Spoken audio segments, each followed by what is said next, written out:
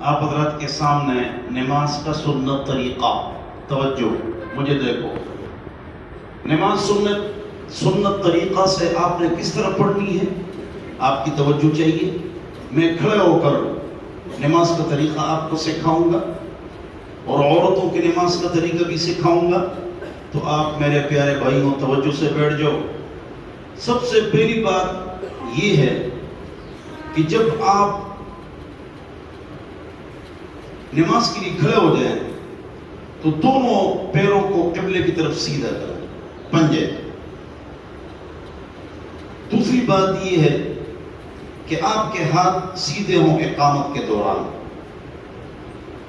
ہر سال رمضان میں طریقہ سکھاتا ہوں، تو آپ کے ہاتھ سیدھے ہوں اقامت کے دوران، ہاتھ باندھ کے رکھنا یہ ٹھیک نہیں۔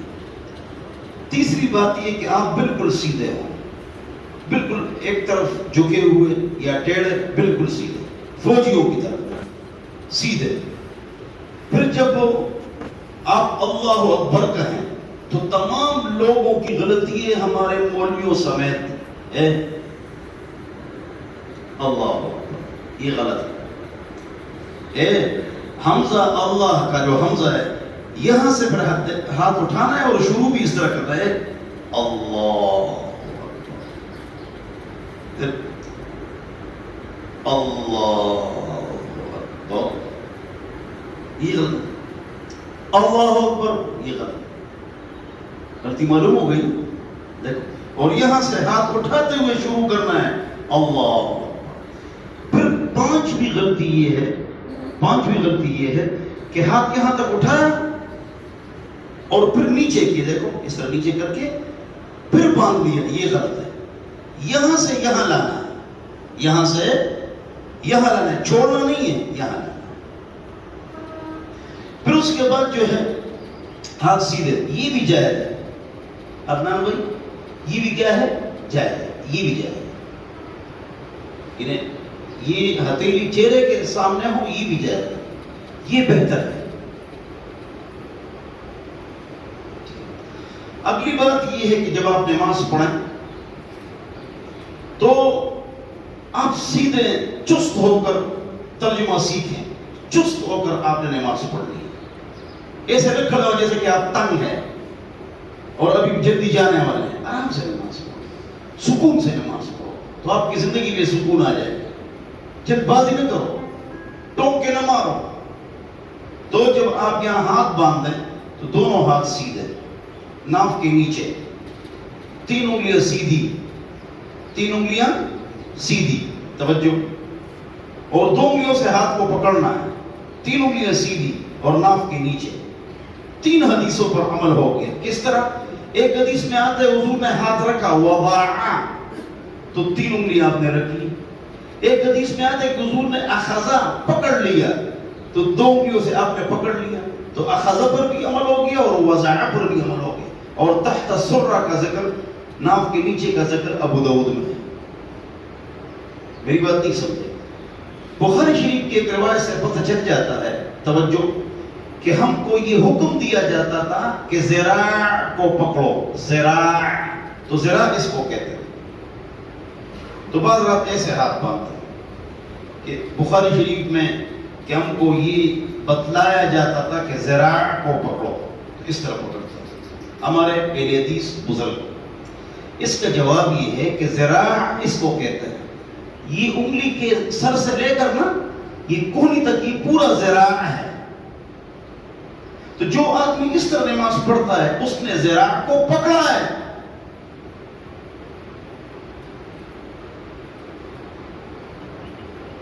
ذراع کو، یہ ذراع ہے، ذراع کو پکڑا ہے۔ اور اس کی اگلی دلیل یہ کہ حضور ذراع تشہد میں ران پر ذراع رکھتے، بولو، حضور تشہد میں ران پر کیا رکھتے؟ ذراع، تو یہ رکھتے، یہ رکھتے، یہ رکھتے۔ تو یہ جو ہم اس پر عمل کرتے ہیں، یہ بھی یہ ذراع ہے۔ ذراع یہاں سے لے کر انگلی کے سر سے لے کر کوہنی تک یہ پورا ذراع ہے۔ اگر ہم یہاں نماز پڑھتے ہیں ناف کے نیچے، تو گویا کہ ہم نے ذراع پکڑا ہے۔ ایک دلیل ذراع کس کو کہتے ہیں. دوسری دلیل حضور ذراع کہاں رکھتے تھے؟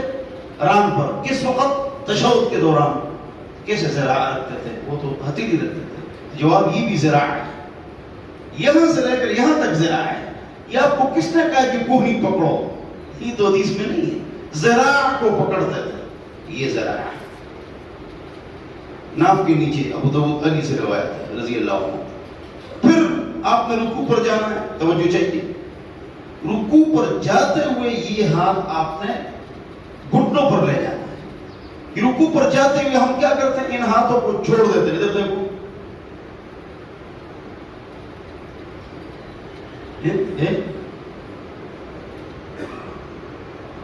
یہ غلط ہے.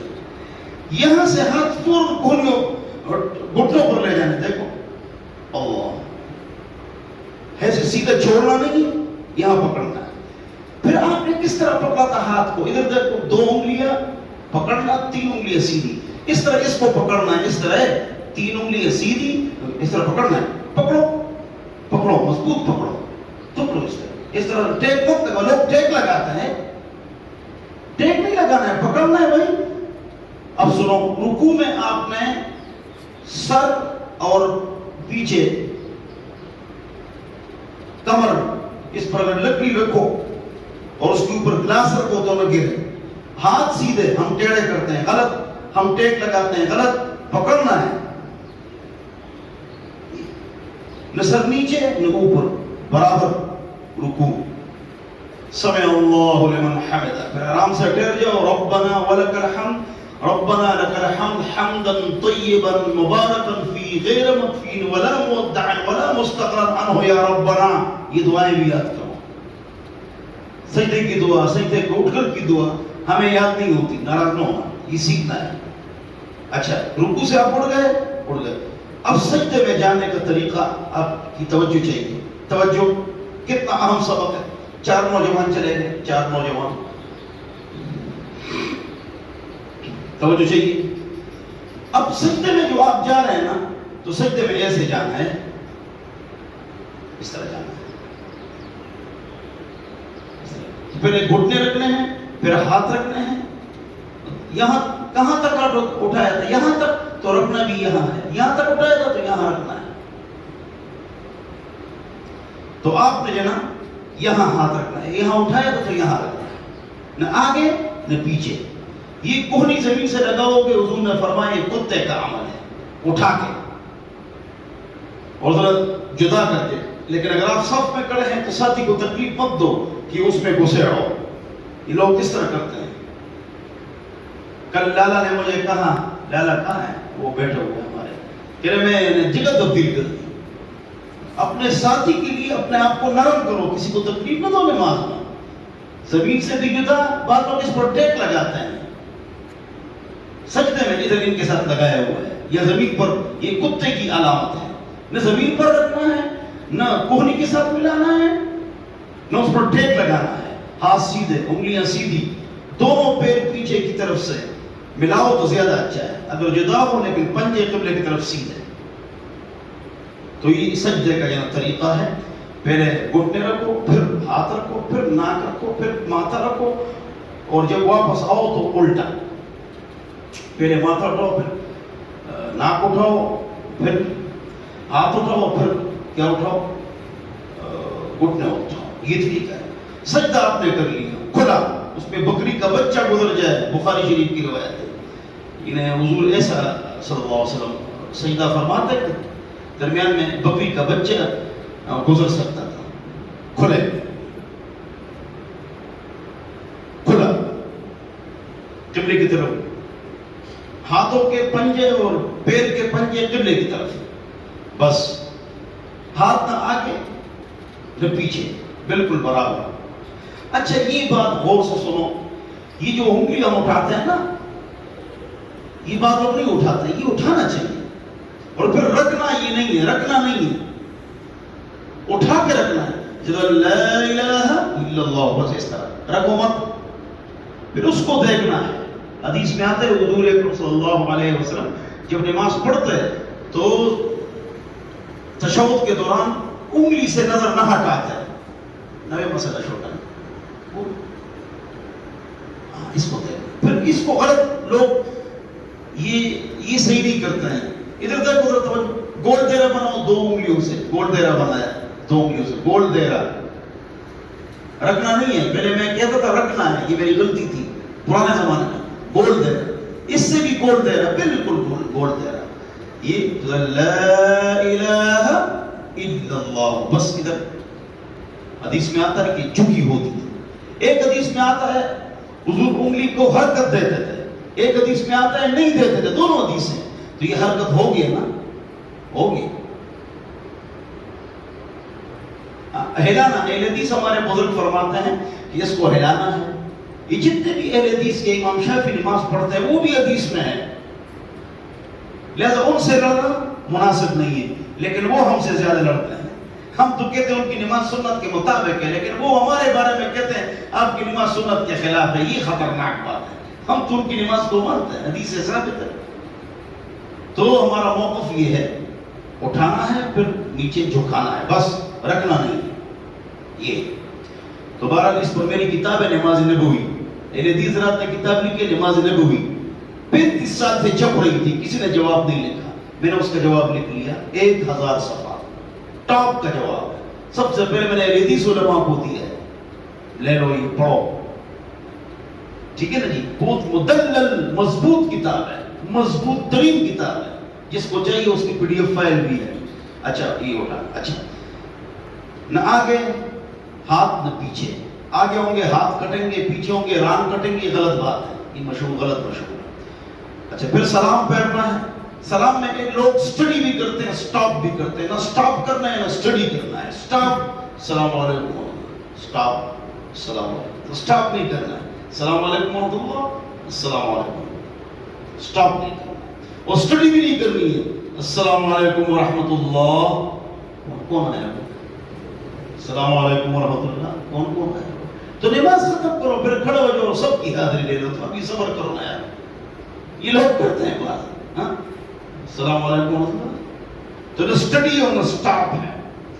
اچھا دعا, چہرے کے سامنے ہاتھ, دونوں میں فاصلہ, یہ دعا ہے. سب لوگ دعا غلط کرتے ہیں. ٹھیک کرو, دونوں ہاتھ چہرے کے سامنے اس طرح برابر, نہ نیچے نہ اوپر. ہاں کبھی کبھی اوپر کوئی خاص حاجت ہو, رو رو کے اوپر ہاتھ اس طرح بالکل سیدھا کر کے دعا کرو کہ بغل ظاہر ہو جائے. حضور اکرم صلی اللہ علیہ وسلم نے ایسے کیا ہے بعض موقعوں پر. تو یہ دعا کرو. پہلے اللہ تعالیٰ کی تعریف, الحمدللہ رب العالمین الرحمن الرحیم. پھر محمد پاک صلی اللہ علیہ وسلم پر درود شریف. جس دعا کے آگے پیچھے درود شریف ہوگی وہ ضرور قبول ہوگی. بعض اوقات دعا قبول نہیں ہوتی ہمارے کرتوتوں کی وجہ سے. اچھا جی بات سنو جی. ہر عمل کے لیے کوئی شرط ہے, وہ تب قبول ہوگی. درود شریف کے لیے کوئی شرط نہیں, یہ قبول ہی قبول ہے. تو اس لیے کہتے ہیں دعا کے آگے پیچھے درود شریف پڑھو, بس دعا قبول ہوگی. ہر عمل کے لیے ایک شرط ہے. کل رات جو گزر گئی, سفیان نے چاکرا میں قرآن سنایا, تو میں ادھر میں نے دعا کرائی. تو میں نے دعا میں ایک عجیب دعا اللہ تعالیٰ نے منہ سے نکالی. میرا ایک شاگرد تھا, نہیں میرا دوست تھا, ساتھی تھا, ہمارا پڑھتا تھا, 1 سال پیچھے تھا.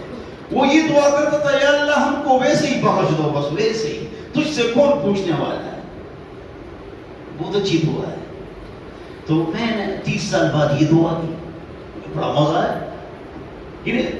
یا اللہ ہم کو معاف کر دے, ہماری کوتاہیوں کو معاف فرما یا اللہ. تو ہو سکتا ہے کوئی ہماری ایسی غلطی ہو جو دعا اس وجہ سے قبول نہ ہو یا اللہ ناراض ہو. تو یا اللہ ہم کو ویسے معاف کرو, آپ سے کون پوچھنے والا ہے. ویسے ایسے وہ بخی یا اللہ, اگر بتا سے پختوں کے میں مولانا حیات سے ہو, یا اللہ ایسے مو بخی, یا اللہ ویسے بخش دو, آپ سے کوئی پوچھنے والا نہیں. درود شریف آگے پیچھے. اور دعا میں جب آپ کسی سے قرض مانگتے ہیں, ٹائم معلوم کرتے ہیں, اس کے ٹائم کا خیال کرتے ہیں, وہ سوئے ہوا نہ ہو, اس کی طبیعت خراب نہ ہو, پھر اس سے چیز مانگتے ہیں, السلام علیکم میں آیا تھا, کیا ہے ٹھیک ہے, الفاظ صحیح کرتے ہیں. پھر چہرہ ہر آدمی جس سے قرض مانگتا ہے رونے والا بناتے ہیں, قرض ہے بہت اعلیٰ,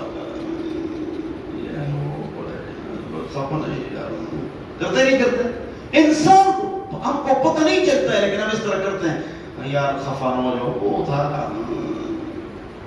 اور اس کو دیکھتے بھی کیا کرتے نہیں کرتے بولو ہاں جس سے آپ قرض مانگو وہ سو رہا ہو اس کو اٹھا لو یا اس کی طبیعت ٹھیک نہ ہو پھر اس سے قرض مانگو ایسے اس سے میں قرض مانگ رہا ہوں 3 لاکھ روپے